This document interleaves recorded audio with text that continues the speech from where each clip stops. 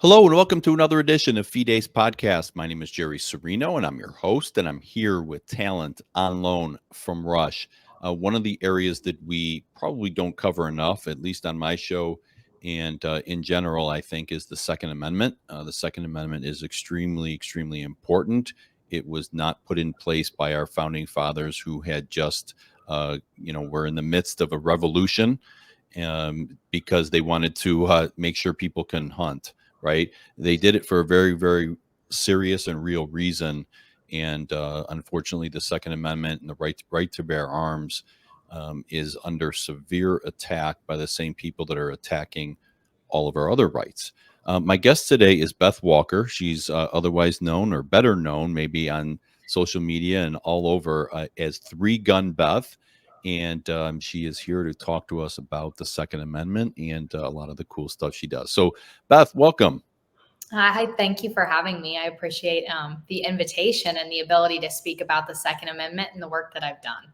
Yes. So I'm gonna share in a second your website because it's a really good website actually. I'm gonna scroll it for those watching at the bottom of the screen. Her website is Three Gun Beth, the number three .com. So definitely check it out because it's more than just if you're thinking it's all for gun enthusiasts or anything like that. Yeah, there's that on there, sure, but there's a lot of other really good stuff, and that's the stuff that we're gonna, hear from Beth about.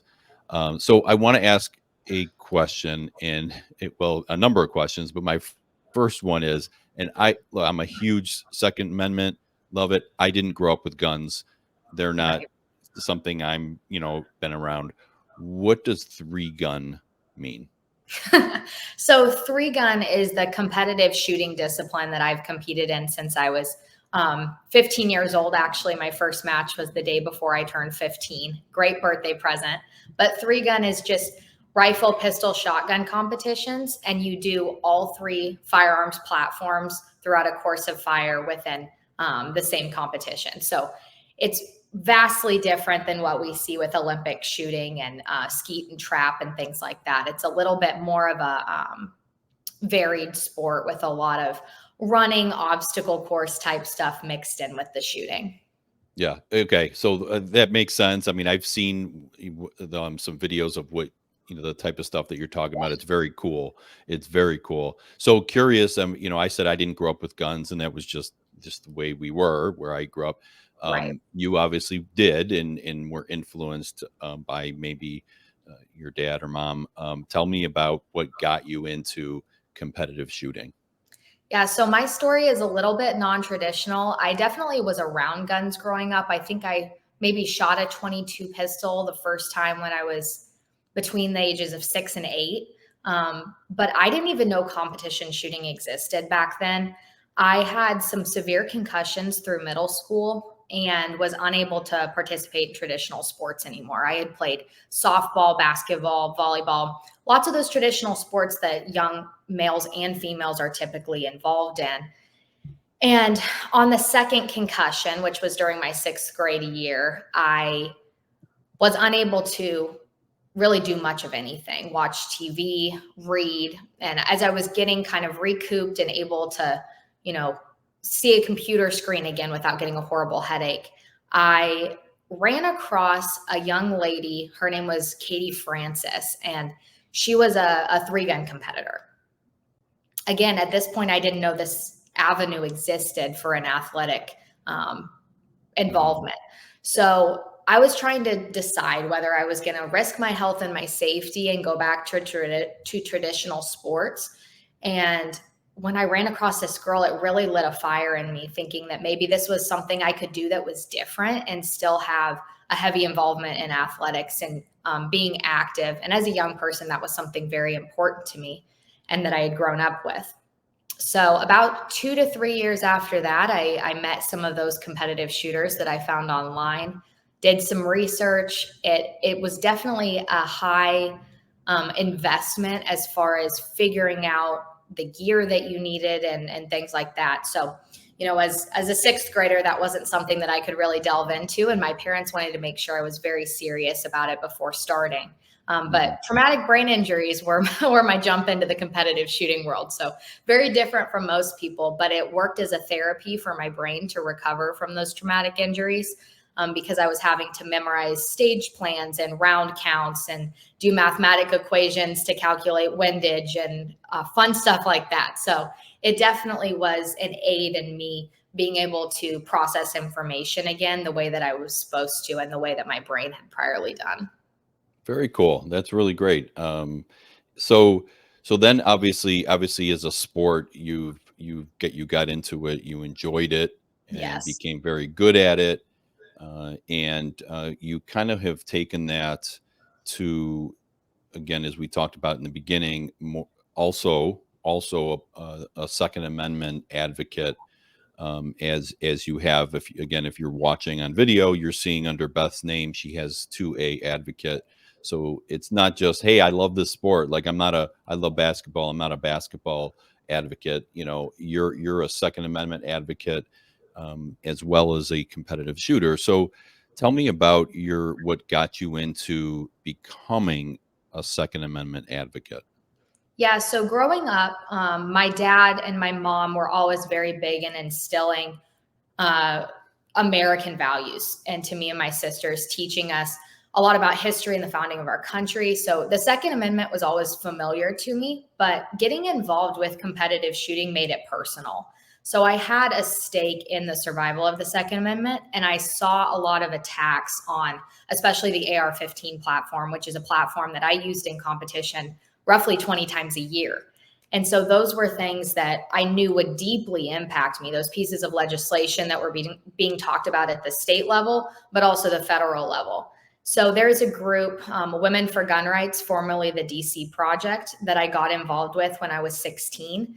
And I traveled to DC with them when I was 16 and had some meetings with my legislators and started getting into the fact that I could, actually show up and make a difference in this fight and let people know, the legislation that was being passed. I had a social media platform, so I started using that to share messages about especially state level issues. In Indiana, we're a very gun friendly state. That's where I'm from. But we were still seeing things, especially in the states surrounding us, Illinois, for example. Mhm. Those people were facing a lot of horrible legislation that was actually passing. And so being able to educate and let people know that there were differences that they could make by sharing their voice was very important. But I got involved at 16 through Women for Gun Rights. Yeah, excellent. So when you go to your website, and I'm actually going to share it here in a second, and as I am working on sharing it, when you look at your website, one of the things that you utilize, I should say, um, let me find it here. Oh, here it is. One of the things that you talk about, even on your website, is faith, right? So Yes. it's not just like, hey, guns are cool. Hey, I'm a competitor. Hey, it's the Second Amendment. It's important to be able to protect yourself. There's an aspect of faith. And so, again, if you're watching on video, you can see her website. I'm actually going to show the picture at the top because that's a cool looking picture. I got to be honest, that's really cool. Uh, Thank um, you. but so, go to 3gunbeth.com and you could see all that she has there. And yeah, so if you look here, you expect to see, or you could expect to see this all about guns and that stuff. And you come here and it's faith, education, and you can get good information on your site about laws that are being discussed, history. So I want to, start with faith. So obviously, faith is something that made it to the level of you making it a part of your platform. For sure. So tell me about, one, your faith in general, and then two, what does faith how is faith related to the Second Amendment? Right. So I grew up the granddaughter of two pastors. My mom's dad and my dad's dad were Baptist preachers. And growing up, I was very involved in church, and it was something I always believed. And when I was about 13 years old, I received the gift of salvation, and really it became central to the message that I was sharing, not only online, and through my platforms, but with my friends and my family as well. And I view faith as something very central to all that I do. All of our rights are derived from God. And that's something I just actually saw a video online about this conversation surrounding how dangerous Christians are because they don't believe that earthly powers give us our rights, but that they come from God. And so I really have made that a central part of my platform. And through the blessings that God's given me, I've been able to have a platform to reach people with these messages. So my avenue of involving my faith with my Second Amendment advocacy and basing it around that is really due to the fact that our ability to protect those that we love, that's a gift from God. And that's a historic gift that people have exercised from the beginning of time. And there's a lot of different ways that we can argue for the Second Amendment through faith related things. But really, the beginning of it is just this self-defense, and the ability to justly protect yourself and those you love is a gift from God. Mm-hmm. So what does post tenebras lux mean? So it means after darkness, light. I am Protestant, so that was a rallying cry of the reformers through the 1500s, really to kickstart the Protestant Reformation.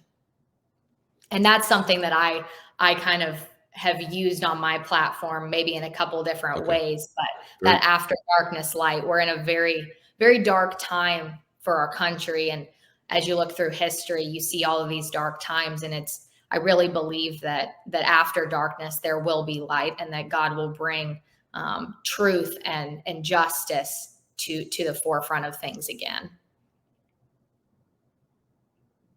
Yeah, great, excellent. I'm learning a lot here from this so far. This is really good stuff.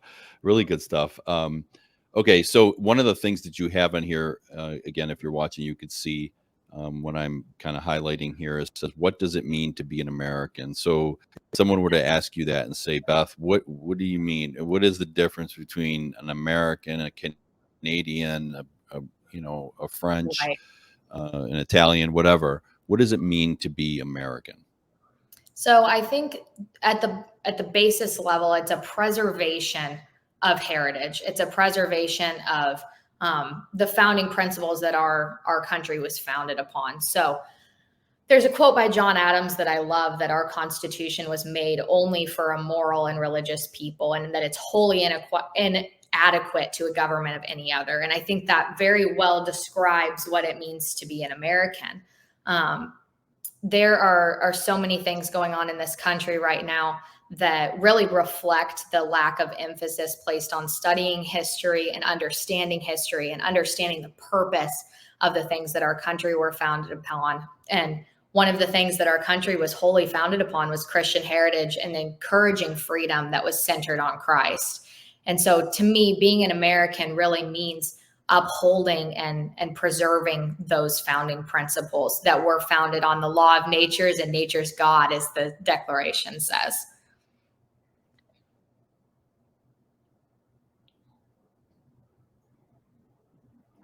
Yeah. So give a little history, is if you are into the depths of that you can, regarding the Second Amendment, right? So what a lot of people, hopefully my listeners know this, but a lot of people don't, and sadly, is the first 10 amendments are also called the Bill of Rights, and they were put in, as a safeguard, in a sense, to say to the 13 colonies, hey, look, we're gonna declare we want to declare independence, but people were concerned that they would be trading one king for another king, right? The king of in Britain to an equally tyrannical king in the colonies, and they wanted assurances of what the government will not do and what the government will protect. And obviously, the second one that they did was the right to bear arms. So, what can you give us as far as the sort of, I get about history, but history or importance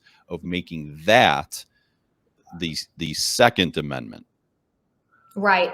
So, as you said earlier, the Second Amendment isn't about hunting, and it shocks a little people a little bit. But the basis of the Second Amendment isn't about self-defense against criminals either.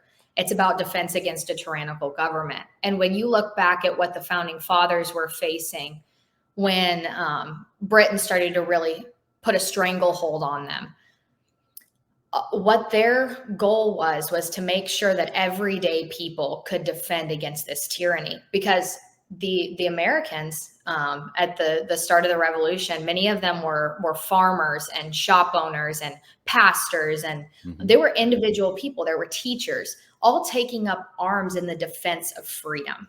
And that is what we're supposed to be doing, and what we should look at the Second Amendment as, is it's a defense and a safeguard for freedom. You know, it's really interesting looking at how the word militia has been misunderstood, and the meaning of it historically, what a militia was. That was the everyday people taking up defense of their communities and their people. And now that word is used against us. You know, we're supposed to view that in the lens of the anti-gun lobby and anti-gun legislators as an organized force, like the army or state level militias. And that's who the guns should be in the hands of. But really what the intent and purpose of that was to give guns to everyday people and put them on the same level as the government in case of overreach and tyranny.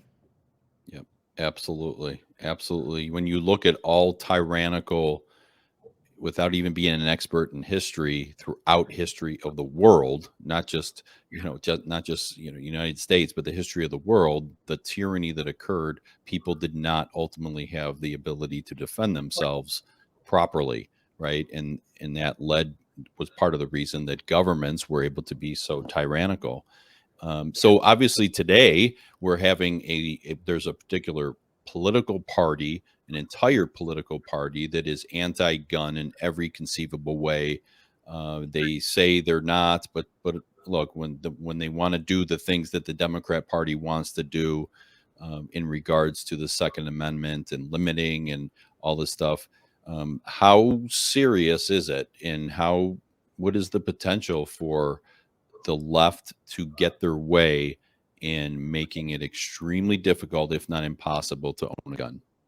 Right. So I think that the possibilities of that are very high. And part of that is because the cultural shift in the view and perception of gun owners. So groups like Moms Demand Action and Everytown for Gun Safety, March for Our Lives, all of these groups are very intent on changing the culture, and they're intent on changing the public perception of what gun owners are. And so that's what I have really, really enjoyed about being involved with Women for Gun Rights, is that the whole entire purpose of that group is to push back on the cultural war against gun owners. Because when the public believes something, that's when it can start taking root and getting done. So groups like Moms Demand Action are showing up at every state legislature multiple times a year. They're putting insane amounts of pressures on our elected officials, whether they're Republicans or Democrats. And they're targeting these people through very aggressive means to ensure that their agenda is taking root and being grown. Colorado is a great example of where this type of legislative principle has affected the public perception of gun owners enough. There are countless absolutely egregious bills going through the Colorado legislature right now. I have some friends fighting really, really hard there to turn things around. But the problem is Colorado has been viewed as the Wild West for a long time. Like, it still has that kind of culture, but that's shifted, especially in the past 5 to 10 years. And there is a lot more emphasis on restricting firearms owners there.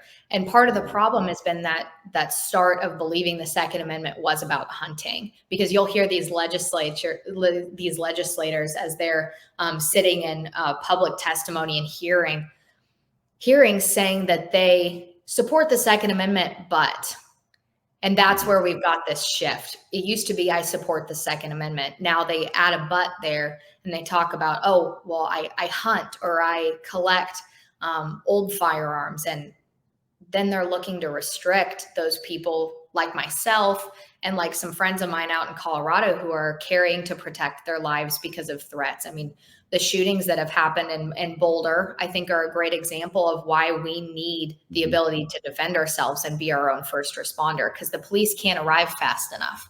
When seconds count, the police are minutes away. That's a kind of overused and cliche saying, but it's very true. And I think Mhm. the threat is very, very real, especially at the state level. At the federal level, we're not seeing a ton of movement as far as firearms legislation goes, because they can't really achieve as drastic of measures as they want to take until they get the states on board. So Right. places like Colorado, Illinois, Oregon, Washington State, those states are facing horrible things, and those gun owners are being put in a chokehold by their legislatures because groups like Moms Demand Action in every town have really shifted the public perception. And then they're not only villainized by their government, but also by their neighbors and their communities. Yeah.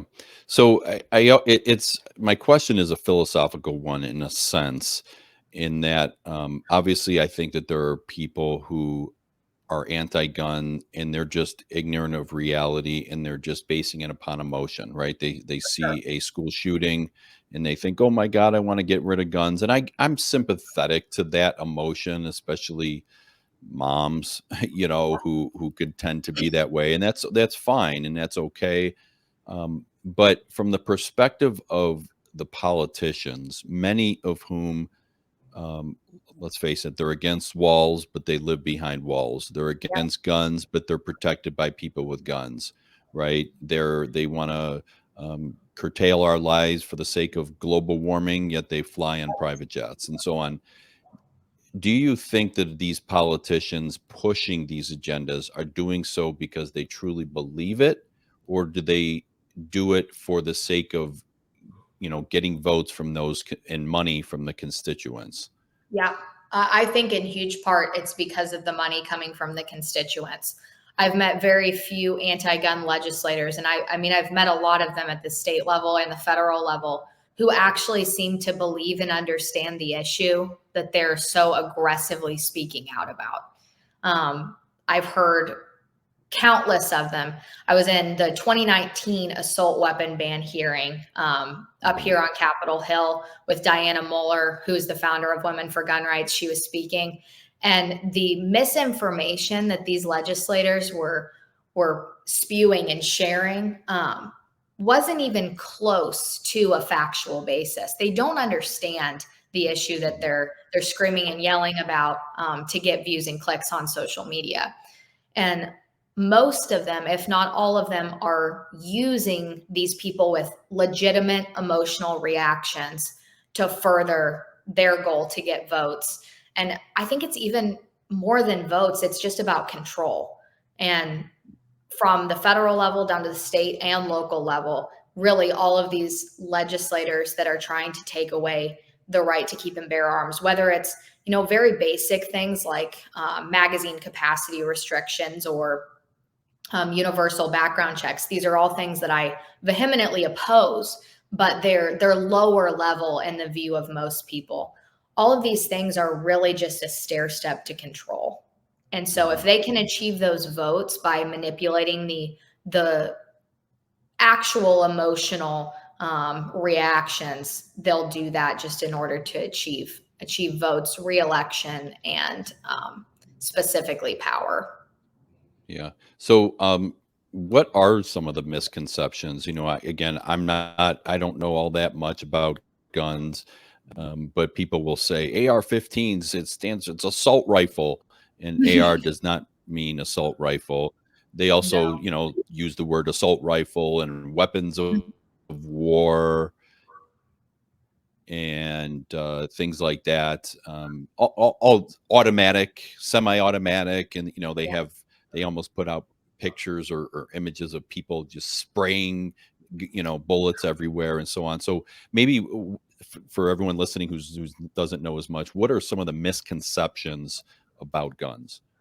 Yeah, so I think we can start with the semi-automatic versus the automatic misconception. A lot of people will refer to an AR-15 as an assault weapon or say that assault weapons are available to the public. and that anybody can go in a gun store and buy a firearm that can shoot 100 rounds per second. I've heard that kind of rhetoric a lot. And the truth is, so we've got high levels of restrictions already on our firearms. The National Firearms Act did that back in the late 1900s. And so looking at the restrictions that we already have, their arguments don't even make sense. An AR-15 is an Armalite rifle. Armalite is a brand that has been around in the firearms industry for a long time, and it's a very well-respected firearms company. I've had the opportunity to work with several of their sponsored shooters. And so fighting back and getting our language correct, having accuracy of language is very important in this argument. But we already have restrictions on fully automatic firearms, tons of restrictions. It takes a certain level of license to be able to purchase one, and it's a very expensive process. This is another thing that I think people misunderstand, is that all of this firearms legislation has its roots in racial and poverty-driven areas. So all of the legislation that's being proposed is affecting specifically impoverished communities, because these are people that are not going to be able to pay the additional licensing fees for their firearms. They're not going to be able to pay additional training fees to be able to have a concealed carry permit. So all of these champions of the middle and lower class are really working to restrict them more. And that's something that I really want people to understand, is that there is a lot in this fight that affects more than just gun owners. It affects impoverished communities, minorities. Gun control in America has its roots in Jim Crow laws. And so these left-wing legislators that are racial champions and lower class champions, they're working to restrict those exact communities that they claim to be speaking out for and a voice of. That's a big piece of misinformation and a big myth around common sense gun safety, is it's really just restricting a lot of classes that the left-wing politicians claim to be championing. Yeah. People don't think about that people in, lower income, more violent communities, women have guns in their purse, and it's important for them. I knew a gentleman who was from that area, and he said he doesn't let his wife go out the door without her gun in her purse. Right. And it's just the way it is. Nobody's violent. She probably has never used it, but she wants to have it there in case she needs it. And that's very real for a lot of people. And the media also doesn't share the many cases in which people use guns to protect themselves and others around them. They're everywhere. I read about them all the time, but it's because I have to find them, right? The media doesn't report on it. So, wow, this was really great. I enjoyed talking with you, Beth. This was really cool stuff. Again, if you're listening or watching, go to 3gunbeth.com. That's the number 3gunbeth.com, and check out her really good website. A lot of really good information. And Beth, keep up the fight for the Second Amendment, and good luck in your competitions. Thank you. I appreciate you having me. Yeah, my pleasure. It was a lot of fun. And thank all of you for listening to this episode of Fides Podcast. Please check out all my podcasts and all the different podcast apps on YouTube, Rumble, and on Wednesdays at 7 p.m. Eastern on rightamericamedia.com and on whkradio.com/podcast. So thank you again for listening, and we'll see you next time.